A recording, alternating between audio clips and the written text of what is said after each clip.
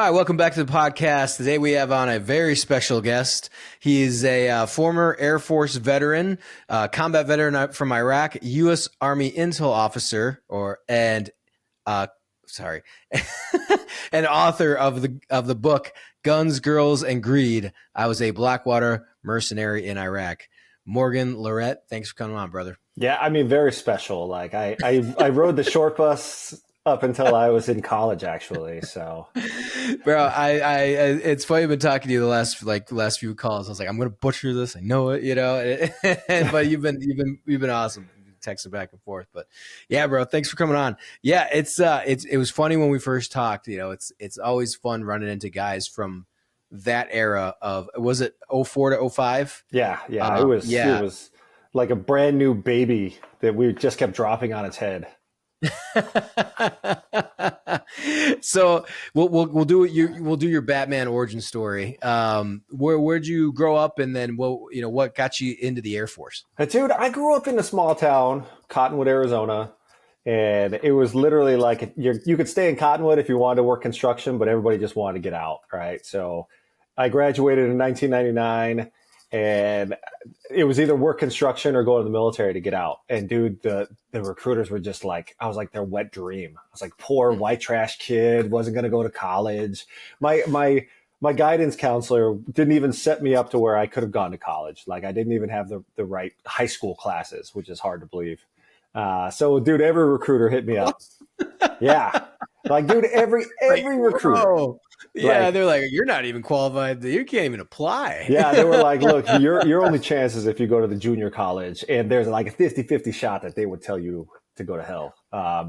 But like, I talked to Marine Corps recruiters, and they made it sound all sexy. They're like, we kill people and blow shit up, and I was like, cool. And then I went home and talked to my grandfather. He's a World War II veteran from the Army, and he's like, go in the Air Force. They have the best food.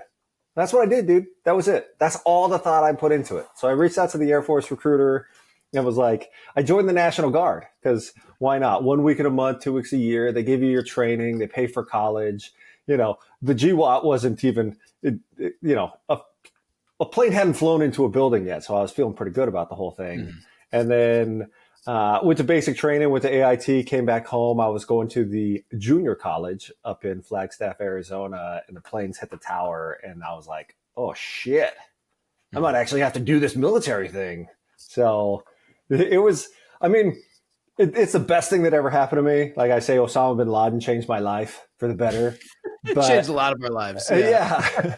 But at the end of the day, it's not how I planned it. So yeah, dude, I was sitting in, I was like in Sociology 102, where they were talking about how everything is bad and society has ruined all these groups.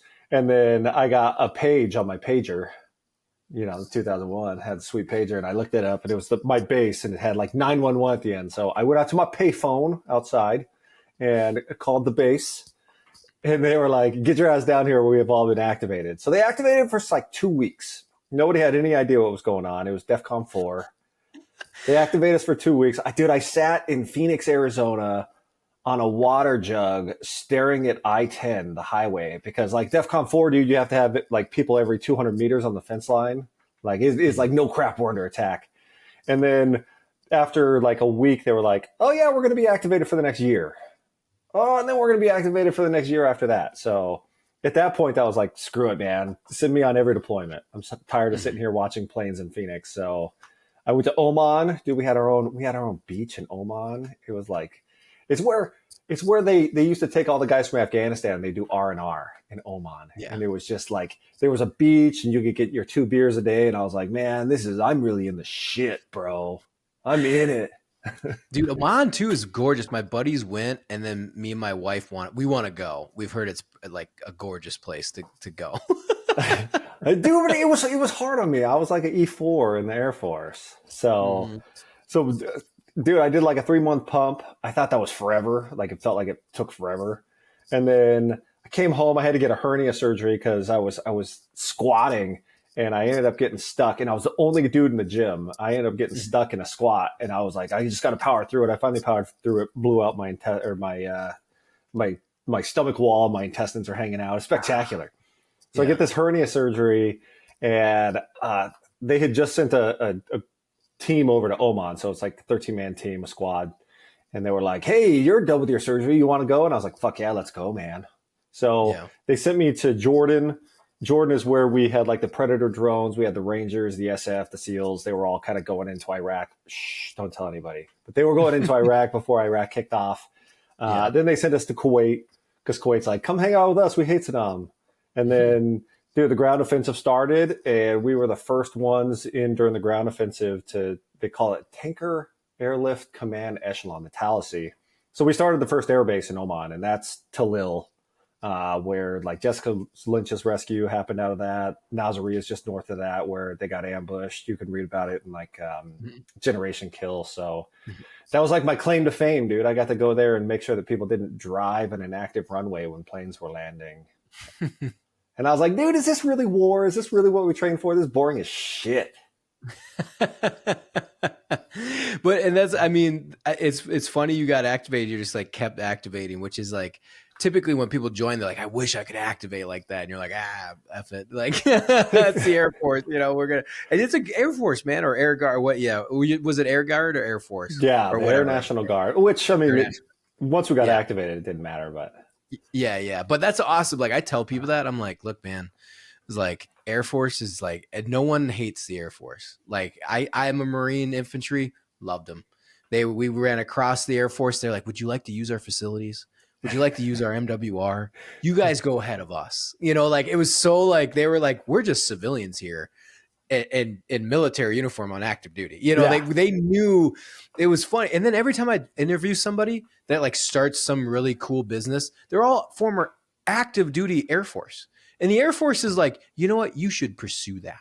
Like, well, you know what? You do your job here, but you make sure you get your business off the ground. Like, are you shitting me right now? Like the Marine Corps won't even let you like go see your kid's birth, let alone start a business and run it while some guys were just like, you know what? It was great. They just let me run it. And I'm like, you're starting like multi-million-dollar businesses and Air Force is like, that's great. We're so happy you're building your future. It's like, dude, everywhere you went in Iraq, the Air Force MWR had a snow cone maker, which was spectacular. Like, dude, it doesn't get any better than that. And then the thing about the Air Force is like, it doesn't matter what happens. Planes are always flying. So everybody in the Air Force has like a normal, regular civilian job to support the planes that are flying. Mm-hmm. But you don't need a tank to drive down like downtown Phoenix every day. So like tankers only get to do tanker stuff and infantry only gets to do infantry stuff so often. But I think that's why like the Air Force is so close to being a civilian is like, literally every single day there's a flight that's going off that's going to go help refuel somebody or they're doing training or something. So yeah, dude, it's the closest to being a civilian you could possibly get in the military. And snow cones. Awesome. Yeah, it's snow cones. So you did the stint. So that was during the invasion that you guys set that air base up. Yeah. So dude, and the invasion was just like, as an E4, it was like stand here at this DFP and make sure that trucks don't fly in or start driving in while the planes are trying to land.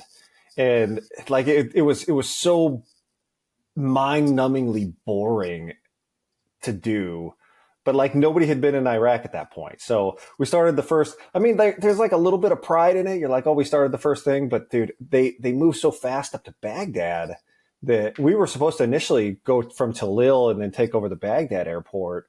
And the ground offensive happened so fast that they were like, look, we had to bring in somebody else. So you guys get to go home. So dude, I was on ground for like 45, 50 days. I don't even know. And then we were out of there, man. Yeah. That's amazing too, because guys got stuck over there for months and they're like, whoa, man. Yeah. Especially the infantry guys. And they're like, and your job's over. You go home. Yeah. Like I said, Air Guard's great. They're like, you know what? Your mission's over. You go home now. Everyone else is like, nope, you're staying here for 7 months and staring at that wall. That's wild. It's pretty cool. So you guys end up getting on a rotation back home then after 45 days ish. Before we keep going with the podcast, I want to drop this week's discount code for 9line Apparel. We're not just a brand, we're a lifestyle that celebrates the spirit of freedom, courage, and American values. Go check out our gear, including hoodies, glassware, flags, jackets, hats, patches, and much more. All material is ethically sourced, so every shirt you buy is free of slave labor. As a veteran-owned and operated company, we also take pride in giving back to those who've served. Your purchase helps us contribute to charitable initiatives supporting veterans and first responders. This episode episode's discount code is MERC20 for 20% off 9-line apparel products. Mike Echo Romeo Charlie 20. Not 10, not 15, 20%. Not 25 because that's a bit excessive. So get over to the store and get yourself 20% off your next purchase. While you're at it, like, listen, and subscribe to the 9-line Apparel podcast for future discount codes and more conversations with amazing guests like today. Now back to the podcast. Yeah, dude, they sent us to Germany. They sent us back home. They sent me back to like our unit. The crazy thing is like all those active duty units weren't the first ones on the ground. Most of the units I ran into were like National Guard guys, people that they could pick up real quick, get them over there so they could start the ground offensive. And then you had your active duty units that were kind of making the push up to Baghdad. But like almost all the support guys, including myself, were National Guard. And then they got home and they were like, all right, I guess go back to your normal human life. So I went back to my community college, dude. I was like, screw it. I'm going to go back to community college and I'm going to get that Sociology 102 and I'm going to pass that class, by God. And one of the guys I joined that was in the Air National Guard with me, he was a former Force Recon Marine with 5th Force out of Okinawa. And he's like, bro, I'm going to go work for Blackwater. And I was like, that sounds insanely stupid. Like, did you see those guys that got hanged off the bridge in like '04? Yeah. You see that? And he's like, I know, but dude, it'd be awesome. Like, get our adventure on. You should come. And I was like, dude, I'm Air Force Security Forces. They don't give a crap about me. You're a cool guy. Go over there and do it. And he's like, when I get there, and he's intense, dude. When I get there, I'll put in a good word for you, man. They'll give you a call. And I was like, yeah, whatever, dude. So he takes off. He goes, starts working for Blackwater. He was in DSS 2, so the second class that Blackwater ever had for the whips contract. Wow. Yeah. Literally, dude, like a day after he gets there, I get a phone call at 5 a.m. because it's a 3-hour time difference. And they're like, hey, this is James with Blackwater International or whatever the hell we are. And your buddy Mike says you're good in the pocket. You want to come work for Blackwater? And I was like, no, not really, dude.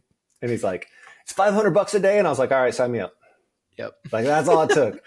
Like I wish I could sit here and say like I planned anything in life, but it's literally like it, hey, Air Force has the best food. Go do it. Hey, Blackwater's going to pay you a shit ton of money. Hey, go do it. So that's how I got into Blackwater. It was like all word of mouth. Everybody vouched for everybody. And then you get to Moyock, North Carolina, and you realize that it's summer in Moyock, North Carolina. And dude, I regretted every decision I had ever made. I've never been around that much humidity. It smells like ass. The whole place just smells like ass. Dude, the facilities, impeccable. I mean, you've seen them. Dude, great facilities. Whole place smells like an asshole. It's disgusting. Yeah. We got lucky. I trained from, I think it was March to May. Or something. We did like the first like 60-day program. Yeah, it wasn't too bad. Like it was still warm. But then I did the sniper course I think it was like 20 odd some days in June, like end of May to June or something like that. Yeah. So I was there for about 3-4 months.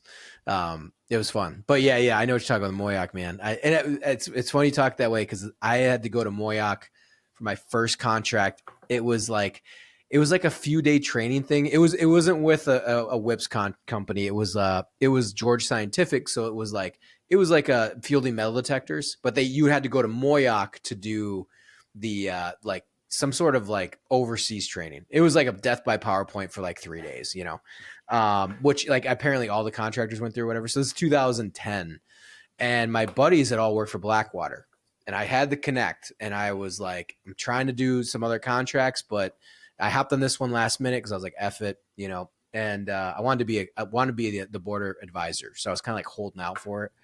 And so I was like, my buddy called. I was like, yeah. He's like, can you be on a plane in like 3 weeks? I was like, yeah, okay. But I went to Moyock, dude, in the Blackwater. Dude, I was like, these are the Blackwater guys. These are the legends. I was like, this is Eric Prince. I was so pumped. And I wasn't even doing it. I was just there for like 3 days to do some weird like onboarding training, I don't even know if we shot guns. I think it was just literally death by PowerPoint. Like something, it was like a check in the box that all the contractors that were going overseas had like US ones or something like that, So anyways, but yeah, that was cool. It's cool that you were there in the 04-05 range. So how did that journey then go when you're like, yep, 500 a day, sign me up. Dude, so they were like, dude, we'll put you on a plane tomorrow. And I was like, whoa, hold on, bro, hold on. So I was in summer school, so I ended up finishing my classes. It was like an extra week and a half. I got over there. I was on the fourth class that they had. So I was DSS 4, which apparently now it's kind of cool if you were like top 10. Like, oh, I was in the top 10. Like, but dude, who cares? So you get there and dude, I'm just hanging out with these guys. They're like Navy SEALs, SF guys, and I'm like the Air Force Security Forces guy. So I just shut the fuck up, dude. Like there's nothing that I can say that is going to make me sound cooler. Oh, I was in Iraq during the ground offensive, guys. You should have seen it. I had a beetle fight an ant one day with my e-tool. Like, so dude, I shut my mouth. Like I can shoot. I mean, that's just something. Shoot, move, and communicate. If you can do that, you can make it through. It was only 2 weeks. It was like 2.5 weeks. Once you got your shots and your dental and everything. And I went to dental and the guy's like, hey, it looks like you got like 3 or 4 cavities. We should probably get those fixed up before you go over. And I was like, nope, $500 a day. Get me the fuck out of here. I got to go. Yeah. I got to get. So it was, I mean, it wasn't that difficult. But it was kind of weird just hanging out with like some of the coolest dudes on the planet and then just watching them drop like flies.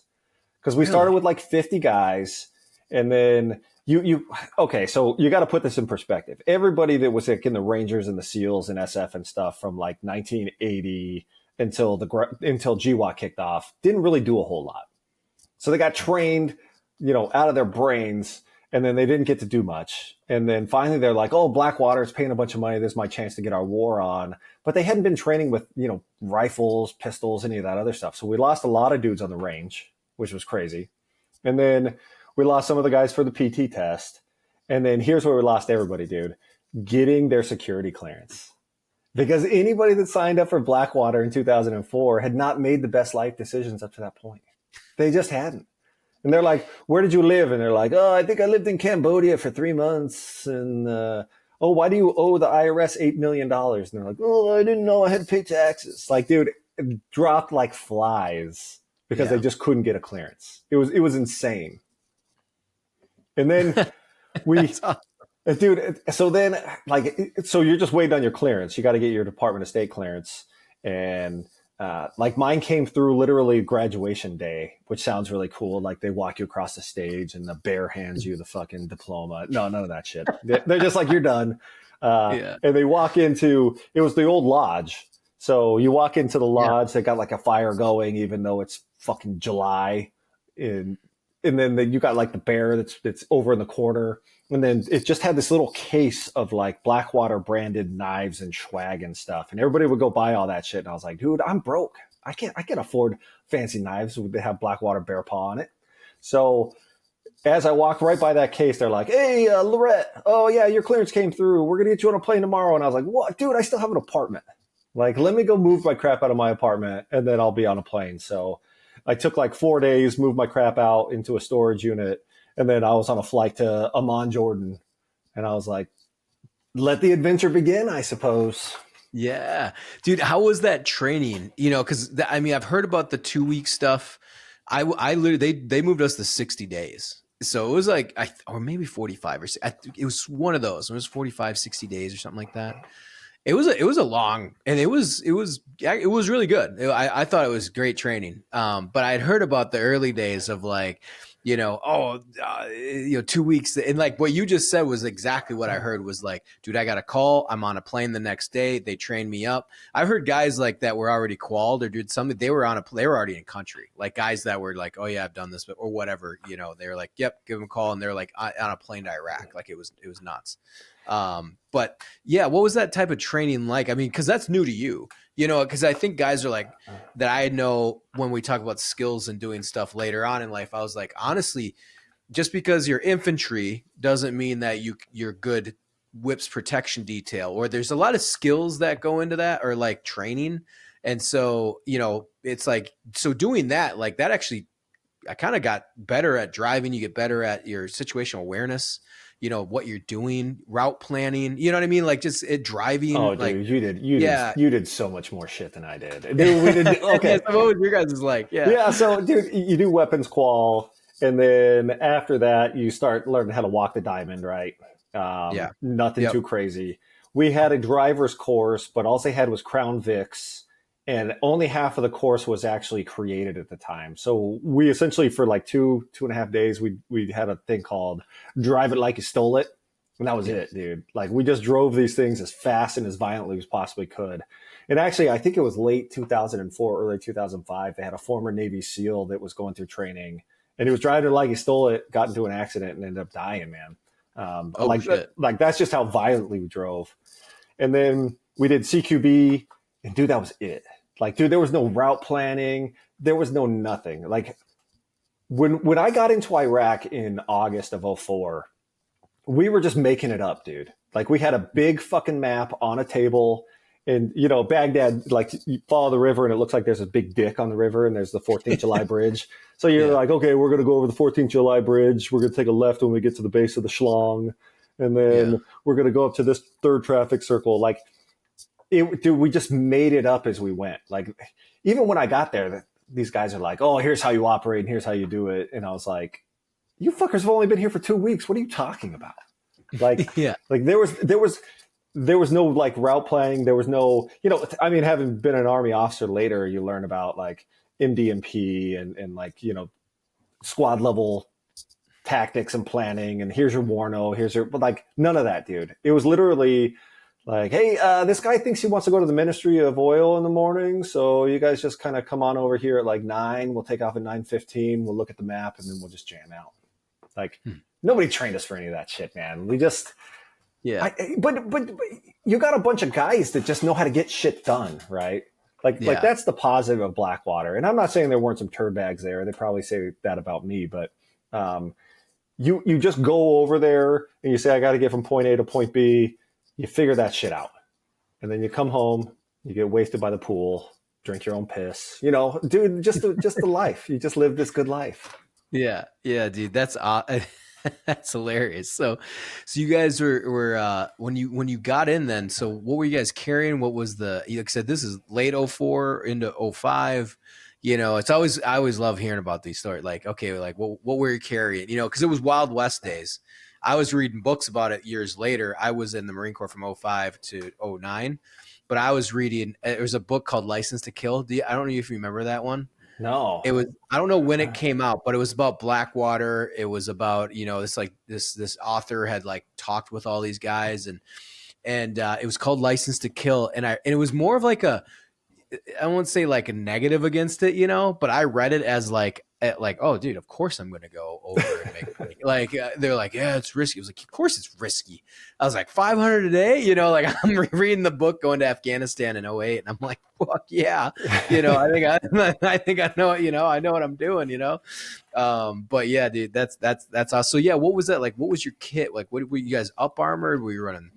You know, you got trunk monkeys, you know, like saws, like, you know, I've heard when I was, it wasn't Blackwater, but, you know, when I was IDS, you know, there were some old timers that were there, you know, from years prior that told some fun stories. So, dude, they fly us into Baghdad from Amman, Jordan in this Casa bird, which is like, if you've ever seen like those videos of skydivers, like going out of the back of an old propeller, like a turboprop, that's what it was.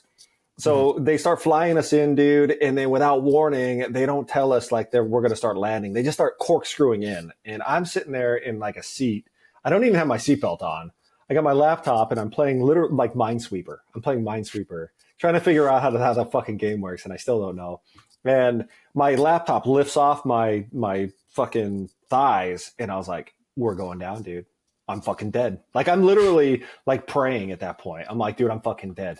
So, and there's video of it. I have it on my Instagram. But they corkscrew into Baghdad and then they level off. And as they level off, they put the back hatch down and this Blackwater guy walks to the back, tethers himself in with his lanyard, grabs an AK-47, or no, he grabbed a 249, and then he handed all of us AK-47s before he did it. And he's like, all right, if something happens, guys, like find cover. I was like, dude, what the fuck did I get into? Like, this is the craziest thing I've ever been in my life. And then we get on ground, and they've been telling us the whole time, don't worry, you're going to have up armored Suburbans. Like, it's not a big deal. Dude, they picked us up in Peugeots that literally had, like, metal welded on the sides, on the doors and on the back. And they gave us an M4, an old sweaty fucking kit, dude. Like it didn't even have ammo pouches. It was just like your body armor, and it's sweaty. You could tell people have been using it for like fucking months. And it's August '04 in Baghdad. It's hot as shit. Yeah. Yeah. And the guy's like, all right, if anything happens, just listen to the driver and the TC. They'll know what to do. We're just going to drive down Route Irish, the most bombed route in Iraq. So keep your head on a swivel. That was it, dude. That was it. I was like, this is great. We got no armor. It's hot as fuck. And I'm supposed to like literally there's a plate next to me in the seat. And if something bad happens, I'm supposed to grab the plate and like hold it up like this. Like, oh, please don't blow me up. And I was like, dude, this is insane. Like everything about this doesn't make any fucking sense. So they get us into the green zone and like literally are offering us beers and stuff at our little team house that we had. And it's weird how the contracts work. And you probably know this, but like that was a contract that supported multiple contracts. So it was like, we had DOD guys, we had Department of State guys, and then you had the team house guys that would like ferry them around to different locations. So they dropped us there, unloaded our bags, and they're like, oh, somebody will come pick you up. So we sat there kind of bullshitting for a bit while somebody came and picked us up, literally get us to the embassy grounds, walk us in. And dude, I'm like, I haven't slept in like 36 hours and I look like dog shit. And they're like, okay, smile for your ID card. And I look like, you know those shitty photos that they get of you in the military, like just before you deploy, where you're like, you look like, yeah, dude, that's what I look like. And I didn't realize that's your death photo. Like it's your straight up death photo if you die. So I got this dumb look on my face, and then they give you like this little man purse, right? And then you put your fucking ID in the front, and then that allows you access to like the embassy grounds. Take us back to the Blackwater staging area, I guess you could call it. And this guy walks out of this old decrepit ass building. It's like a pool house. It's close to the pool, and sets down like this box, and it's got brand new M4s in it, dude. Like never been touched M4s, which I'd never seen. I didn't even know they fucking existed. Right. Mm-hmm. When you are in the military, you've had an M4 that somebody's been playing with for like the last 25 years, and you're like, oh, I don't know what they did with this thing, but they were brand new Glocks. And then they were like, all right, go get some dinner and then go back to your big fucking circus tent. And then when you get a room, you'll be able to move into that room. So I just stayed in a circus tent for like 3 days while we were waiting for dysentery and to figure out like what the fuck was going to happen. So it was, dude, it was like, it was controlled chaos because you kind of knew where to be. And there was only one place for internet, and that was at the Blackwater team tent. So everybody congregated there. But the first few days, it's like, okay, we don't have enough people for a team. Then you get enough people for a team. They start splitting people out. Then you kind of start doing your training and stuff. And then 4 days later, I'm out in the red zone bonsaiing down like one of the bridges, just trying to figure out like, well, that looks kind of pretty. Oh shit, that's where a car bomb was yesterday. There's a big hole in the ground. Jeez. So what was your like first mission? I mean, like you said, what did they have you as a driver? Did they have you as like I don't want to say support, but you know what I mean? Like I was the bitch. Yeah. What, you know what I mean? Like what they have you doing? I know there was trunk monkeys, or at least that's what dude, I was a trunk monkey. I'm 6'2" and I was a trunk monkey, man. Mm-hmm. And it was fucking miserable back there, especially because the Suburbans that they initially gave us, the armor wasn't built in, that you had to put the armor on the inside. So it takes that trunk from like not comfortable to like, holy shit, not comfortable in the back. Yeah. And then you could pop up the back window, and then there was like a little square hole that you could like put your weapon through if you needed to do something.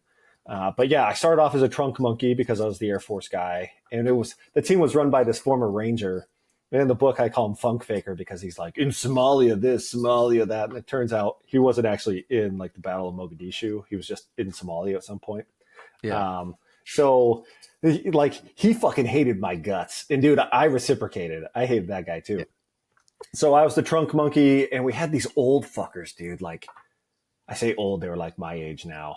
And they were driving, and they would like put on their blinkers and like let cars in our convoy and stuff. And finally I was like, dude, just let me drive the lead vehicle, and like I'll make sure that people aren't getting in. So I went from trunk monkey to driver.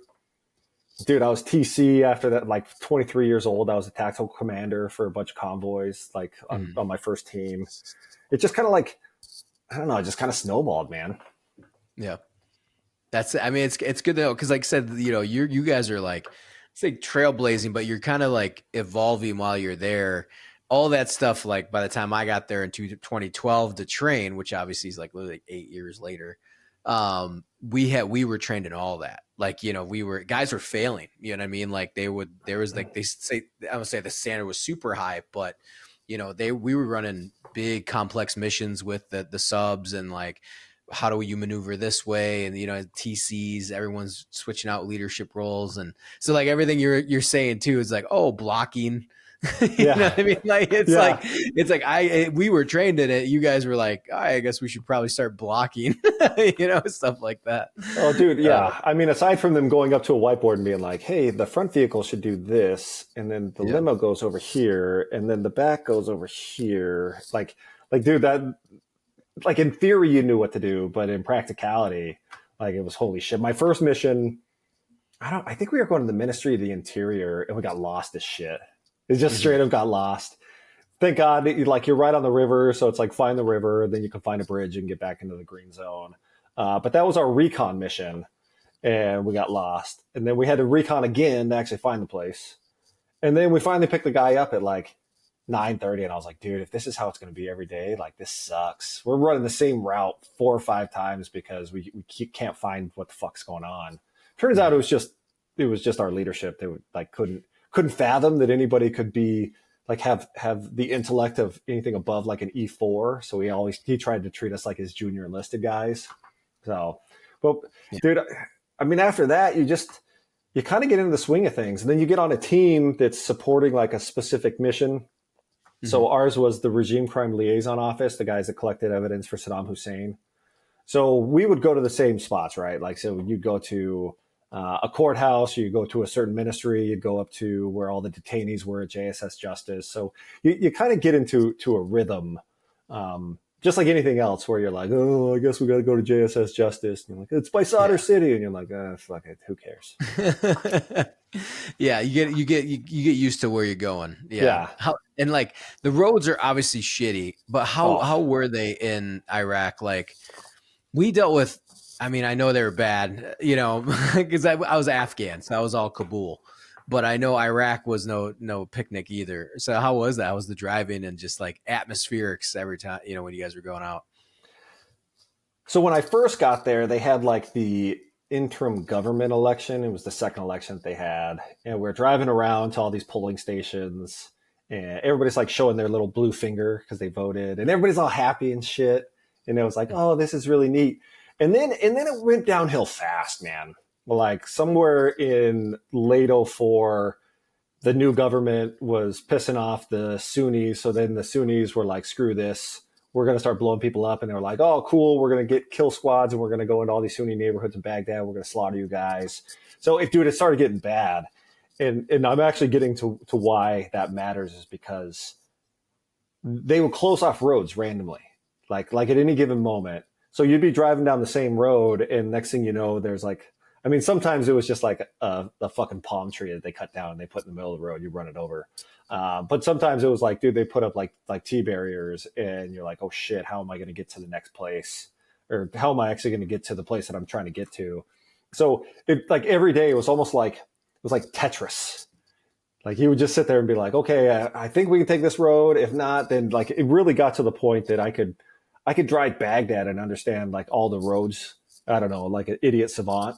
So that's why they made me the tactical commanders. They were like, look, Morgan understands the roads. He knows where we need to go. Like put him in the front and have him like just guide this fucking thing. Mm-hmm. 23 years old, TC. I got like a former Navy SEAL behind me. I got like, a fucking SF guy that's behind me. And I'm like, do as I say. I'm Air Force. Like, dude, it was insane. It didn't make any sense. Yeah. Well, I mean, it sounds like, even then though, were the guys pretty cool? Everyone's like happy, making money, get the hold of gun. Yeah, dude. I mean, most of them were cool. The guys so they would literally come into the team tent and say, hey, we're going to stand up a new team. Who wants to run it? And the guys that raised their hands were all former like E8s, E9s, and like they just couldn't get out of that military mindset. So there was a lot of problems with the initial leadership of the teams to be like, dude, you can't treat us like we're E3s and E4s. Like we're making too much money, and I literally have a bottle of Jack Daniels in my room. Like, leave me alone. Yeah. Like, let me be a big boy. And so, I mean, we ended up firing our first team leader. We had a little mutiny. Then we had another mutiny. Then we would mutiny all the time. because it was like big boy rules. If you want to treat us like babies, then we're just going to act like fucking spoiled, rotten brats, and then we're going to kick you off. And then they would all go to the head shed. So it finally got to the point somewhere in '05 where they gave us like kind of mission briefs where you'd walk over there and they'd say, hey, this guy wants to go here at this time. He wants to go to the Ministry of Oil. Here's the route stuff. And then you take it back and you brief your team and be like, all right, be here at 9. Let's roll. Yeah. So, so it's kind of started working out a little bit. Yeah, but it was all the head shed guys. So it was also too complex. They're like, okay, so this is your primary, secondary, tertiary. And if you get to this intersection and it's blocked off, then you can go left. And like, dude, like it was pretty much just handing us a map with somebody colored in with crayons. Like it wasn't a whole lot of help. But it got those fuckers off the team, which was nice. Mm-hmm. Nice. So what was the day-to-day shenanigans, man? Because it was funny. Again, I was 6 years after you, but it was fun because a lot of the guys I served with were on the team. So like my buddy Matt Moore, and we were in snipers together. He was in Kabul. Like we had known other guys from our sister unit. You know, the CIA static, for some wild reason, this wasn't whips, but my CIA static, the one rotation I did, had literally, I think, 5 guys from my platoon at one point in it. We showed up and I was like, what are you guys doing here? You know, because it was a little, not secret squirrel, but it was a little more secret squirrel. Yeah. Like, you know, we were going into Pakistan, but we had to fly. We had like cover stories. And it was a black site. You know, but it wasn't like we were like Jason Bourne, but we were like, oh my God, they hand us a letter. But it was funny though. There was like 4 or 5 of us from the same platoon. And then we show up on site. We're like, what are you doing here? Like, it was really funny. I don't know why 3 Marines or 3rd Marines managed to like take over half the contract, but they did. But yeah, how was that? I mean, we had fun. Again, it was 2012. You know, it was a good time. How was the '04 to '05 Blackwater in Iraq? Dude, it was a fucking party. Like it was absolutely a party. So the first thing they did wrong is they gave us diplomatic passports. So we had Department of State passports. Then when people started going home on leave, they would try to get through customs and border, like through security faster and be like, I'm a diplomat. So they ended up stop issuing those. And dude, when you get to Baghdad, like there's just booze everywhere in the green zone. Like you can drive to the corner store, there's booze everywhere. And it's old. It's like Carlsberg and Heineken, and it's all been sitting in the sun. It tastes like piss. But, dude, it's booze, so who cares?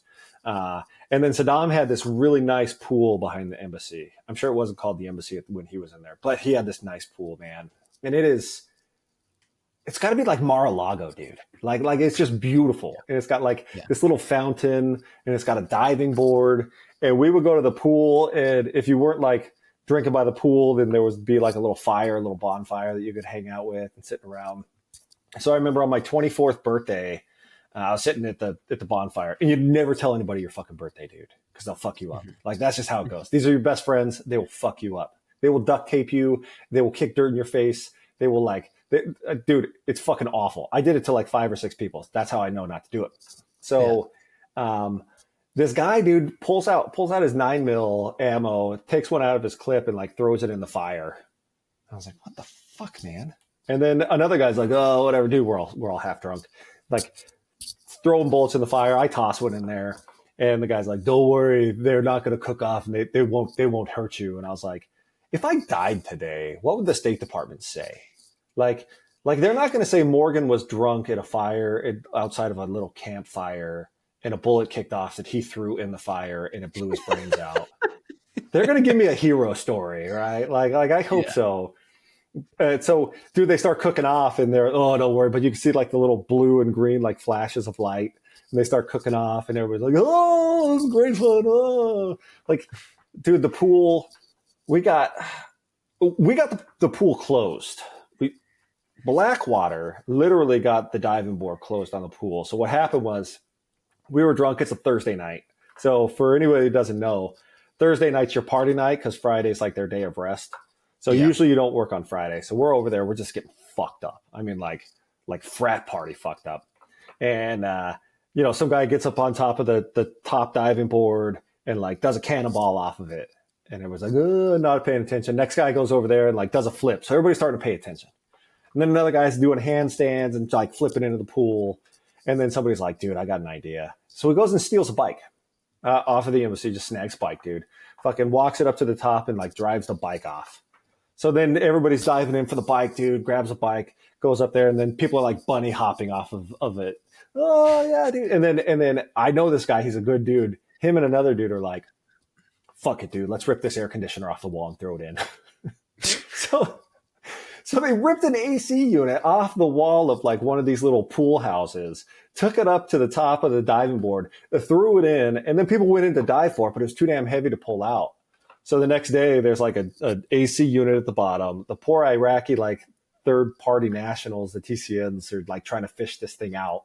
None of those guys swim, and the fucking the diving board has like caution tape all over it with a little sign that says "Keep out, closed." And I was like, "Well, you guys just ruined the party." And then we're at the team tent and like, because they were trying to get new contracts, right? So we had the Baghdad contract, but there was Al Hilla, there was Kirkuk, there was Tikrit. So we're at the team tent, and they're like, "Hey, we heard that somebody threw an air conditioner in the pool last night." And somebody's like, "Yeah, it was goddamn Mike." He's like, "No, it wasn't Mike. It wasn't Mike. It wasn't us. We're trying to get stuff done. Like we're trying to get new contracts. Like everybody just stay tight-lipped about this." And they're like, "No, I fucking saw him do it. It was Mike, man. You fucked it up." So, dude, it was just, I mean, it was a bunch of alpha males doing alpha male shit that just doesn't make sense like anywhere else except Iraq in a pool behind Saddam Hussein's old house. So, I mean, that's the crazy freedom that you guys have. I mean, especially like I said, those early years, you know, it's like the earlier, the wilder it gets, because it's just, you're writing the rules as you go. Or it's like you were there before the rules got in place, or you're the reason why the rule became in the way they are. Because there was a point where in 2012, again, not talk too much about my time, but it's always fun talking with you about this. You could drink in Kabul. And the very first night we got there, we woke up the next day and a guy had gotten so drunk, he drove to the embassy in Kabul. I mean, it was all like within the like area, but they tried stopping him because he was at like an embassy party or something. I can't remember how it worked, but and they tried closing the gate on him, like, you know, those big heavy gates, the counterweight, and he just like kept driving.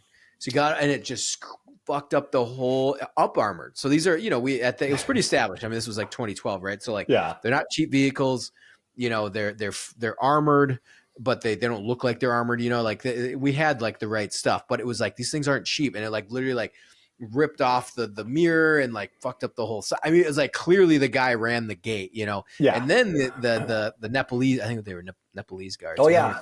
Colombia. Oh yeah. They were the Gurkhas. The Gurkhas, yeah. And I think it was that or a Colombian. We had Colombians at our compound. I think it was Nepalese though, maybe at the embassy. But they were, so they were like yelling, and then it's like the guy drives back, and it's because I remember waking, I was like, why is this car all fucked up? I don't remember this yesterday, and it was my first night, you know, or my first morning, and they were like, the guy immediately got fired, and then they like started implementing no drinking, bro. Like it was like we were drinking probably that first half I was there. And then they were like, hey, you know, take it down a notch. And then it was like, you can no longer go to the embassy to buy booze. So we were always like trying to sneak around, you know, it was crazy. And we were like adults. And I was like, this is insane. Like you can't, you know, and then they took away like a day of pay from us. They were like, oh, you get Sunday, you get a day off a week. And we're like, well, that means that we can drink, right? No, you can't drink. I was like, well, if it's a day off, I can go out in Kabul and do whatever I want. No, you need to stay on the compound. I was like, so, you know, it was like, this was, again, they were, and at the time they were like, we'll sign the contract or get the fuck out. Like, you know, they're like, you know, you need the money, you know? so, and I had just gotten there when they started the 6-day thing, but it wasn't too bad. We got the drinking party and have a good time, but it definitely, like, by the end, dude, they like guys are getting fired because like girlfriends were sending alcohol like in the mail. Yeah. And they got like caught. And I was like, that's insane. And my ex-girlfriend actually sent me one and it broke, and the only reason they didn't catch it because it was raining on the boxes all night. So they were like, oh man, this is really wet, all our boxes are wet. I was like, oh crazy. And I took it, I like went in the room and it was like shattered Jameson bottle. I was like, Jesus fuck, you know, like luckily it had rained, so I was like, I almost lost my job on my last rotation. But anyways, but yeah, man, it's cool to hear your guys, because I've heard those stories. It's always entertaining. So beyond the AC and the pool, what was some of the other fun stuff you guys did? Oh, dude, we would just like, there was no adult supervision, right? So, and there's no way to track us. so like you could watch it on YouTube.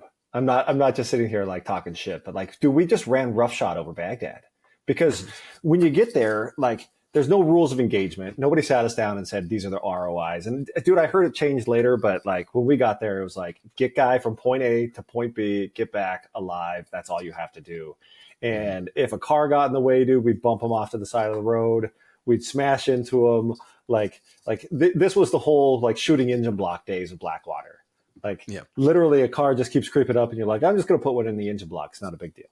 Or like, dude, it was just, I mean, think of yourself as like that Lance Coconut and you don't have any rules and you're in Baghdad. Like how are you and your squad going to react? And that was us, dude. Like we didn't want to be treated like kids, but we sure as fuck acted like them at times. But I mean, at the end of the day, it's when you bring civilians into a battle space like that, how do you expect them to actually like act? This is the problem with the whole paradigm of private contractors. Like you're bringing them in, they don't have the UCMJ, they're not under Iraqi law, they're not under any law really, except maybe the FBI, but can they really do an investigation? Like, and all these guys wanted their war.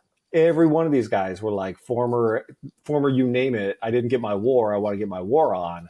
So, I mean, dude, it was like this just constant cycle. Like once you got to the point where you're like, okay, it's not fun anymore. Oh yeah, I shot another car today. It's not a big deal. There would be a new group of people coming in that were just ready to get their war on, man. And it just, it just repeated itself over and over again. But I mean, I did meet some of the best dudes I've ever met. Like I'm still friends with some of those dudes. Like they are some of the smartest children I've ever met in my life. And I love hearing the motivation. So what was the motivations for a lot of the guys there? Like I said, a lot of them getting their war on. You had some younger guys, older guys. You know, I guess maybe the motivations when I was there were much different than back in the beginning. But you know, did you have guys, like I said, guys are trying to make payments, guys, you know, are they what business ideas that, you know, crazy stuff. Jesus Christ, dude. It's a petri dish of like really good ideas or really crappy ideas, but it's a really cool just to hear the ideas, you know, like I was like, oh, I didn't know you could make a business out of it. You know what I mean? Like it was super cool. Or everyone had their reasons, you know, like I'm going to go start a business here. I'm divorced and I need to pay alimony, you know, or blah, blah, blah, blah, blah, you know. Dude, shockingly, like there was less of that than you would expect. A lot of guys were like, dude, I'm just here to make a bunch of fucking money, right? You know, in retired military guys are like, look, this is the most money I'm ever going to make in my life. Yes, I have a pension, but like it'd be nice to get a couple $100,000 stashed away. But here's what you always saw is these guys would go home on leave and then they'd come back and they'd be like, I bought 2 Harley Davidsons and a Corvette and I had to come back because I'm fucking broke. So it was like this cycle. And dude, some of the harebrained ideas, there was a guy that he would take half of his paycheck and buy Iraqi dinars because he read somewhere that the Iraqi dinars were going to skyrocket and they were going to go to pre-Gulf War one, like $3 for every 1 Iraqi dinar. And he's like, and I got 1,000 Iraqi dinars on this bill, man. It's going to be worth $3,000. And we're like, that thing ain't going to be worth wiping your ass with. Or the guys that buying properties in Colombia and dude, like they couldn't spend the money fast. And dude, I put myself in this. I bought a Land Rover. Couldn't spend money fast enough, dude. We just couldn't do it. And then once you get home, you're like, oh, I had 75 grand in the bank and now I have 15. Like I got to get my ass back over there. And I think that's why you saw some of those Blackwater still on those contracts in like 2012 and stuff. Oh, it was. Guys, I mean, yeah. Like I was gonna like you tell your stories. Cause I was like, because I have a bunch too, you know. So I would like to hear, because that's where it started, you know. And it was like I was not to go down my rabbit hole real quick, but I gave myself 3 years. I was like, I'm gonna go to 2 or 3 years, and then I'm out. And if I walk away with a bunch of money, I walk away. If I walk away with $10, I walk away. Like it was more of like a fun adventure and a decompression, and you know, because we had seen what you guys did. You know, we had said that was the previous generations, because it's like, dude, there were guys there that were like, yep, I have 2 houses, I'm divorced, I can't because I have my alimony and my mortgage payment. And you're just like, stuck and they have to keep coming back. And then the price kept dropping and dropping, you know, and it's just like, dude, man, like at some point, you know, and some guys have been away from like being a cop. Some were cops. And so they were like, oh, I was a sheriff or something. And then they were like, but I haven't done it in like 7-8 years. So it's like, well, you can't go back to being an officer, you know, because you had this, you know, whatever. Yeah. And it's yeah, man, there was some, you know, other guys played it well. You know, I think the younger guys like myself, like we were coming in like, all right, this is my goal. Like, and I had buddies that stayed for 6 years, but it wasn't like that kind of reason, like you were saying. It was like, this is good money. I'll eventually quit. My wife is, you know, got a job. Like we're kind of used, you know what I mean? Like they were more level headed about it, you know? But everyone ends up, you know, calling it eventually. But yeah, the generation I had were the guys like from yours that were like, well, I'm stuck here, you know? Or I thought it was all tax free. We're over in Iraq, and then they get their IRS bill and it's like $300,000, and they're like, "What do you mean I have to?" Yeah. Like, yeah, dude, that happened constantly. I watched a lot of guys that were like, "Yeah, I've been married for like 18 years, but you know, she wants me to be home, but this is the most money I can ever make, so fuck it, and they'll just get divorced." Yeah. Like the motivations of some people when they start making that kind of money was so odd to me, because I think a lot of these guys went from career military to what's going to be my next career, and they may have thought of it as a career. Guys like you and me were probably, I know for me, I was like, this is just my stepping stone. I'm gonna make enough money to like buy a house. Yeah. This is what I tell everybody: if you're going to get into the PMC world, set a goal. Like pay off your house, pay off college, do something. I got $300,000 in the bank. And then when you reach that goal, it's now your choice of whether you want to go back as opposed to have to go back. Yeah. And I think like if that's the one thing I could go back and do, I would say, hey, once I make $250,000, I want to be gone. As it happens, I got drunk and beat up a U.S. Embassy bathroom and got fired. But that was the second time I got fired. So, I mean, dude, it was 18 months. I was like, I was pretty sure I was going to go home and go back to college anyway. But it was nice to be like, okay, you got fired. And then, dude, literally like a month later, they're like, hey, we can get you back on. And I was like, dude, I can't. I'm turning into such a, like, my life over in Iraq felt more normal than my life back in the US. And I can't be that guy or else I'm going to get sucked into it. Some of those guys that you probably worked with, and I know I worked with them, they're over in Gaza right now, dude. 20 years later, they're doing the Gaza contract for $1,500 a day. And I had one of them reach out and was like, oh, dude, you can't keep posting about this stuff. It's making everybody mad over here, and I can't lose this job. I'm homeless. And I was like, dude, you've been doing it for 20 years. How are you homeless? Yeah. You've made like $6 million. Yeah. I don't know any of my people but I know I'm friends with some of the guys over there. But they're a different type of people though. They're not like, I know maybe some of them are like, you know, like I know a few, you know, and they're a different breed. It's not what we think. I'm sure there is guys like that, by like the one or two I know, they're like on another level, you know, in a good way. But like, yeah, no, I agree. And even a Ukraine kicked off. And I was actually kind of pissed off about that. One of my buddy, he was triple canopy. I think it was no, it was something else. And he got called and I was like, why don't you, of course, at the time, I guess we knew it. He probably knew enough not to like, or whatever, but we were in contact. He's a good friend of mine now, but my buddy Nick Powers, he was like, yeah, dude, like he got hit up by guys that were like, dude, 10 grand a day. And I was like, for Ukraine. And I was like, I wish I would have known about that. You know, I would have told my wife, like, hey, we're doing it. I'm sweating too, you know. But yeah, he was like, it was insane. Granted, I went over as a volunteer during the invasion of Ukraine, and that you were going to earn that 10 grand, or you're going to earn that whatever was going to be $5 grand a day or whatever, because that was no joke. That was a lot of guys got killed. You know, like Russians don't play. You know. But anyways, but yeah, I agree that, you know, it's kind of like, yeah, that Gaza stuff, you know, and it's a different world, you know what I mean? Like it's fun. And I agree with you. Set a goal. If anybody's listening, set a goal. Or like my goal was just 3 years. So my thing was decompress. It was a nice little, it was like 1 foot in, 1 foot out. Like I was going to make money. I was going to chase girls.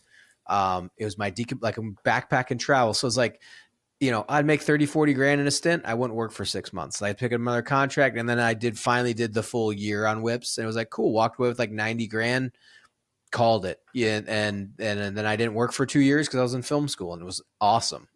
Kind of wish I had that 90 grand after I graduated film school. I could have definitely used that money then, but but I was like, whatever, I did what I wanted to do, um, like I said, you could do more. I don't regret it. It was a blast. Like it was a great time. And honestly, I'm sure like you, like I picked up skills. Like I was like, dude, I actually, the fact that we got trained as well as we did, I was like, it's a cool skill to have. Cause when we went back into Ukraine in 22, it was like all those skills that I learned had actually from the Blackwater or the whips training kicked in, and we were planning routes and doing all that kind of stuff. But yeah, man. That's wild. So so you got into a fight with the bathroom. Yeah. The real fight.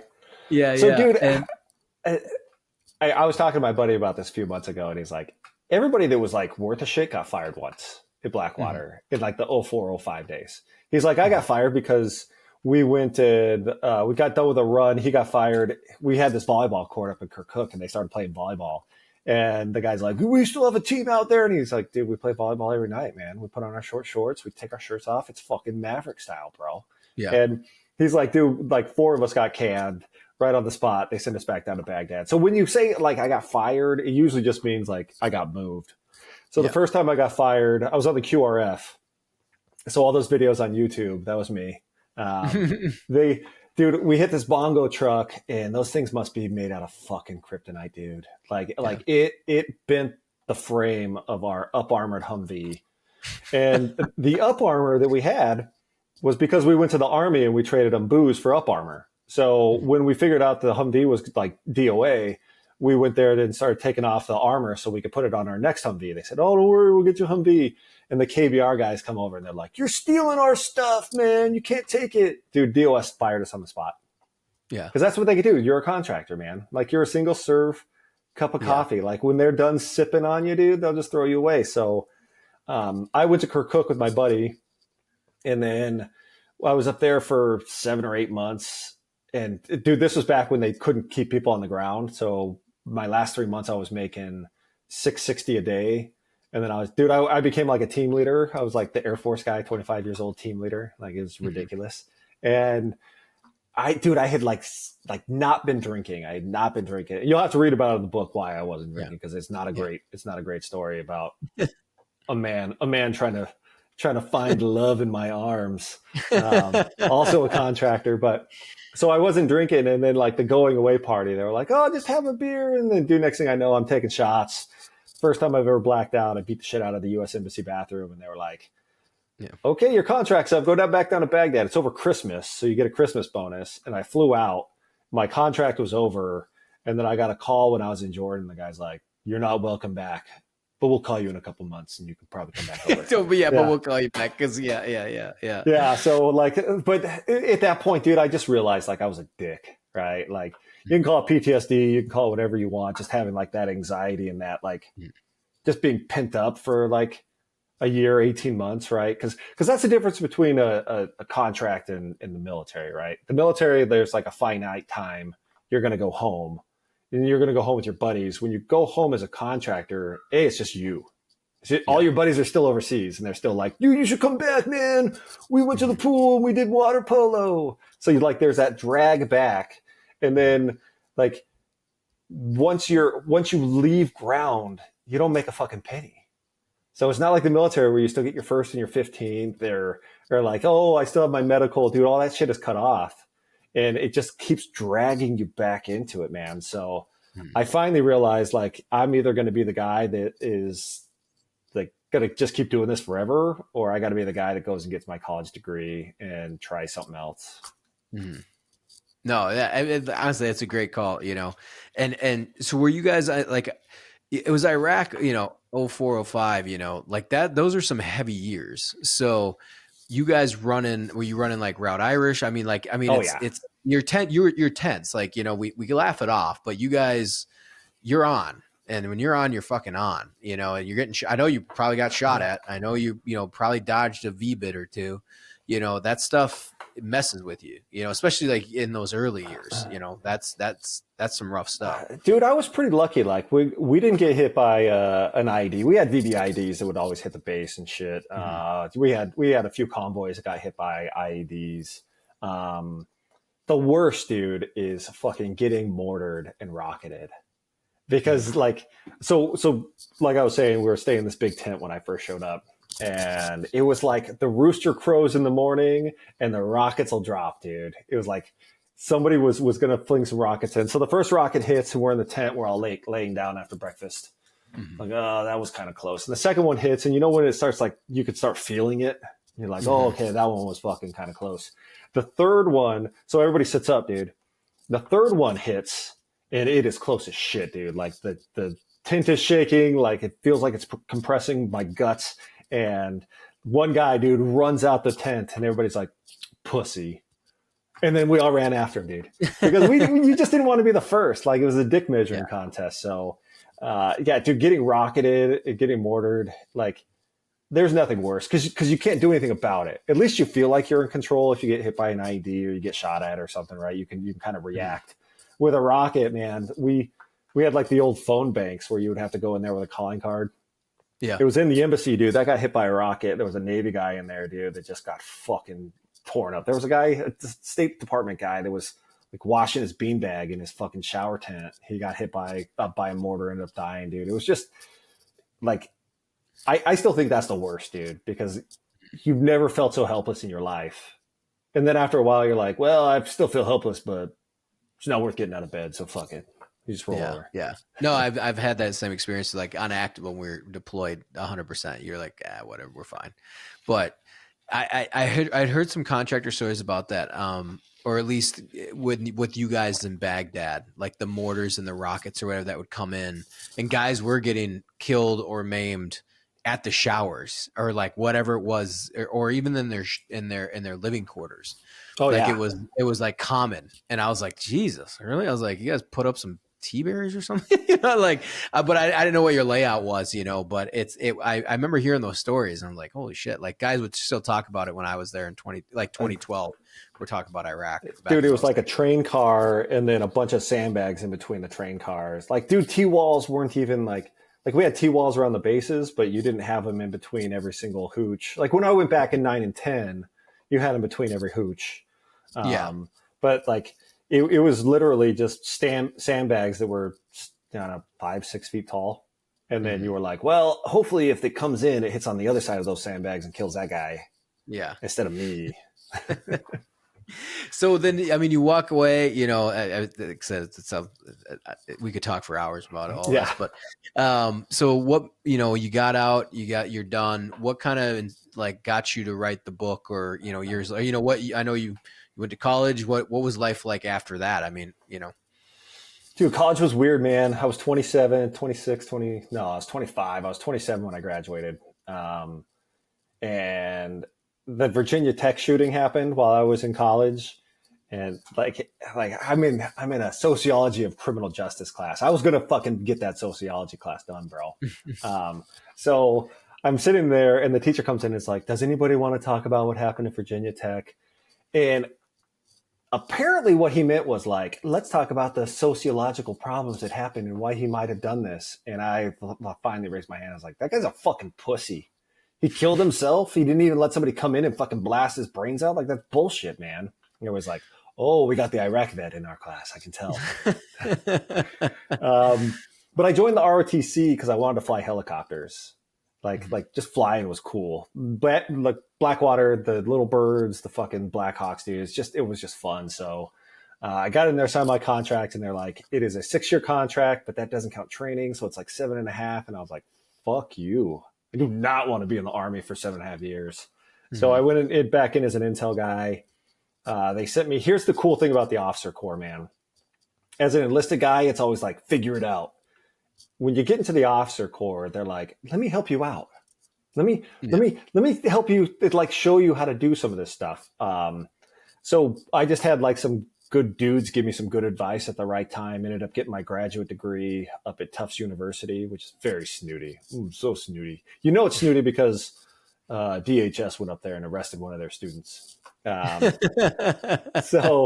So I did that, dude. And then I was just like, dude, just bullshit like you and I. I'm just talking to people and telling them the stories about Blackwater. And they're like, just write a book. So I started writing it one day. I just got bored. And I sent it off to a guy that he writes for TV shows. And he's like, this is fucking good. Like, this is actually really good. Like, you have to turn this into a book. So it really, like, I wish I could sit here and say, I was planning on writing a bestseller for the New York Times. Dude, I just started writing stories like Tucker Max, straight up Tucker Max. I hope they serve beer in hell.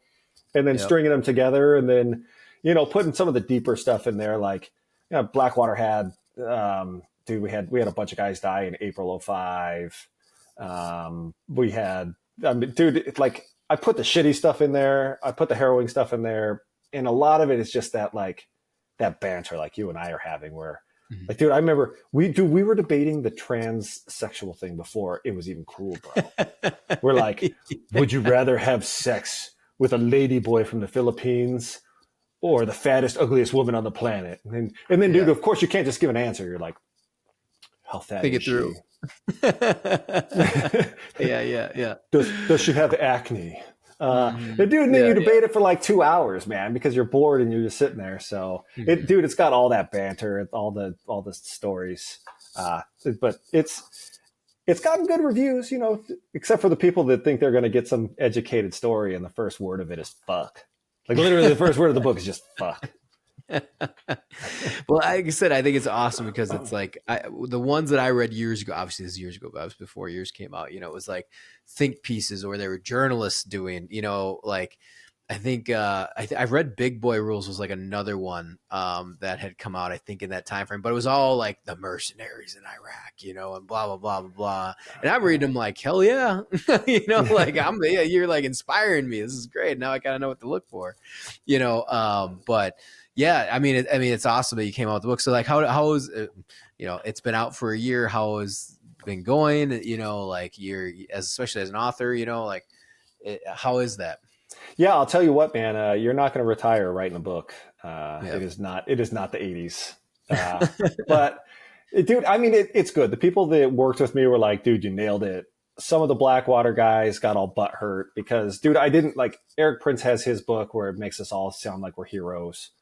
Jeremy Scahill books makes it sound like we're all fucking savages and like eating children and shit. Yeah, that's right. I forgot about it. Yeah, dude, I just wanted to tell the story on the ground, like literally boots on the ground. Like, this is how it felt when I flicked my selector switch to fire and I fucking shot at that car. And like it is authentic almost to a fault because it's like, and then I had dysentery and I had to waffle stomp that turd down the fucking down the shower drain because I just shit my pants for the 4th time today.